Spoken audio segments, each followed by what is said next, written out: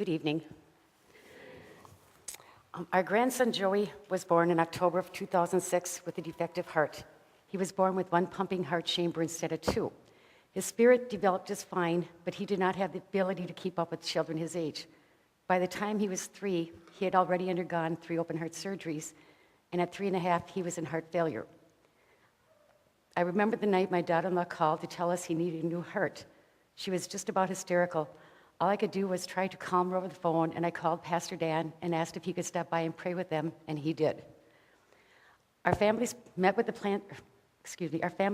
transplant team, and they explained how he would never survive another surgery.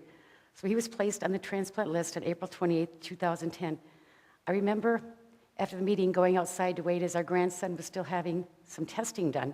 My son walked over to the brick wall. He slid down to his knees, put his face in his hands, and he cried.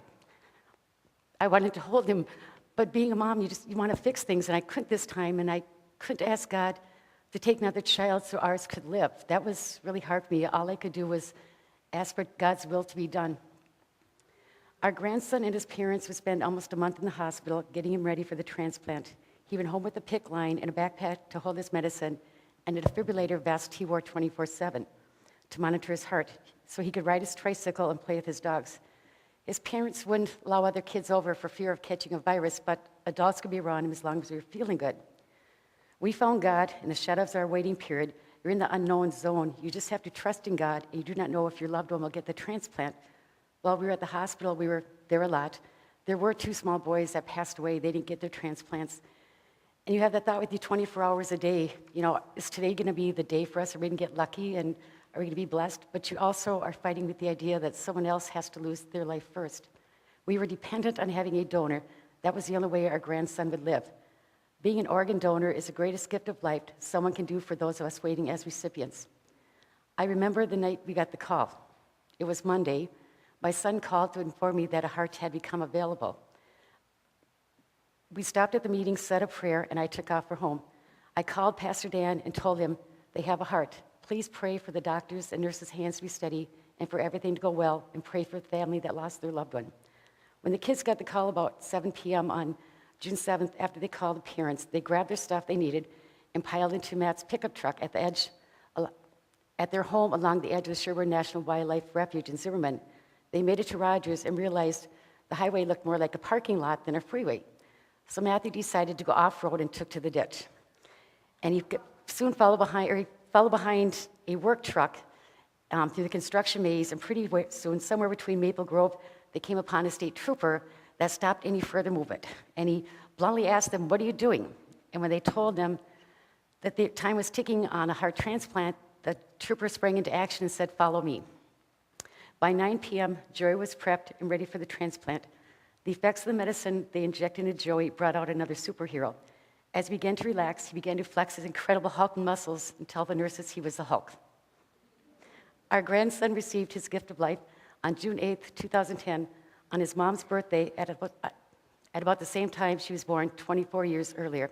I remember looking at Pastor Dan and saying, "Hey, Pastor Dan, it's Tabitha's birthday." He walked over to her, gave her a big hug, and said, "You could not have received a better birthday gift. What a precious miracle." The days of worrying and wondering if his heart would give out were gone. Believe in miracles. They do happen. We're not sitting on the floor playing with cars anymore. He can run, and he loves to roll down hills, and he has enough energy to keep up with all the kids to play for hours. When he received his gift of life at 3.5 years old, he weighed 29 pounds. He is now 7 years old and weighs 75 pounds and is 4 feet 3 inches tall. When you go through something like this, it changes you. At least it did for me. The little things that used to upset me no longer do. I look forward to the sunrise, the sunsets, and the rainbow after the storm. I've become more involved in church. From 2009 to 2013, we had a pillow ministry here where we sewed fun, colorful fabrics to make pillowcases for 12 by 12 pillow forms, and we were able to give over 600 to the University of Minnesota Amplatz Children's Hospital for the children, for something just to snuggle with or from some cheer. And in 2011, when we found out our donor's name, we were able to give 140 pillows in her name in honor of her. I volunteer more, and as a lot of you know, I become a blood drive donor coordinator for the American Red Cross. Somehow it makes me feel better to know I'm helping others. The donor agency advised us that we should wait a year to contact the family. It was a long year spent wondering who our donor was and how the family is doing. We did exchange letters and have recently made verbal contact, and I do not know if they realize the enormous amount of gratitude and love we feel for their family. They have become a part of our family. I tell anyone willing to listen about our story of our little donor, how she helped to create a better quality of life for over 100 people. She donated her heart, liver, kidneys, and one knee. They used the bone to rebuild the spines, and the cartilage in the knee could cure a form of arthritis in 100 people. Now, thanks to her mother for sharing her memories, we too can share her memories about her daughter. And I'd like to share a couple with you. She writes, at night I would rub her back and tell her that's just what Grandma did to me when I was her age. If I was tired and resting, she'd come up and gently rub my back, or my mom's the same way. She'd often say, thank you, Mom, for our wonderful adventures today. And she'd wrap her arms around her mom's neck and hold on, I think to make sure I didn't leave to go do my homework. She strutted into the pool for her 4th birthday party with Dora the Explorer slippers, her bathing suit, her Spider-Man costume on top, and her pink bathrobe, scarf, hat, and sunglasses, and seemed to own the place. All she wanted for her party was a Spider-Man theme, a homemade rainbow cake, and for it to be at the pool. She wanted everyone in her class to come, even the teachers. She would always eat 4 chick nuggets because she was 4. To me, she seemed to have been such a caring, vibrant, and sensitive little girl who always wanted to make people laugh and smile. In her letter, our donor's mother, Haley, wrote to Joey and said, and Joey, you are absolutely incredible, so strong, so talented, so cool, and you deserve a zillion days of fun and exciting adventures. I wish you a wonderful life in what you love fully and are loved. You rock. And then she wrote, P.S. There's a song by Mark Schultz that you might like. It's called He's My Son. Not a day goes by that I do not think of this little girl and her mother. It has been over 3 years, and I still cry for them, and I say good morning to her every day. I look forward to the day we can meet our donor's family. We live very far apart and can all give them hugs, sit down, share a meal, stories and pictures. I can only hope that our angel's mother will someday be able to listen to our grandson's heartbeat and realize what a precious gift her daughter has given, and that she lives on in the minds and hearts of all those whose lives she has touched. I know heaven and Jesus are for real, as our grandson tells us. He knows Jesus, and Jesus has been with him.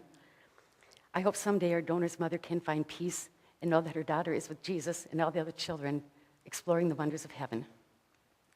Our donor's name was Heaven Malika. She had big brown eyes, long wavy brown hair, and was 4.5 years old. Her middle name, Malika, means angel in a few languages. Thank you, donors and families, for creating miracles for us and becoming our angels. God bless each and every one of you. I also would like to say thank you to Pastor Dan, Pastor Maria, Pastor Brian, the staff here at our Saviours, and all the congregation for all the prayers, support, and love we got. It really meant a lot. And Glendy for asking me to be here tonight.